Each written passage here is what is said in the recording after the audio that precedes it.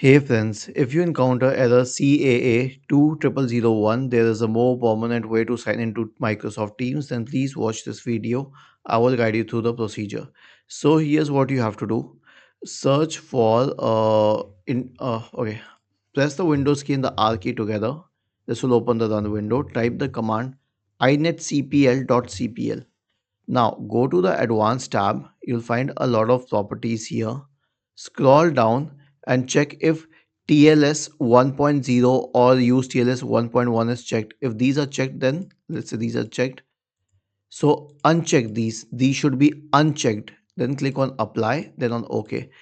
And this will solve the problem. You can also try restarting your computer, but if it does not, then search for Teams in the search bar and then click on app settings in the right pane, and then you can scroll down, terminate it, click on repair, wait till it's done, and then you can click on reset and then on reset once again.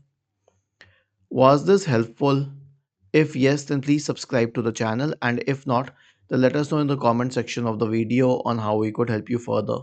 Thank you for watching this video and have a nice day.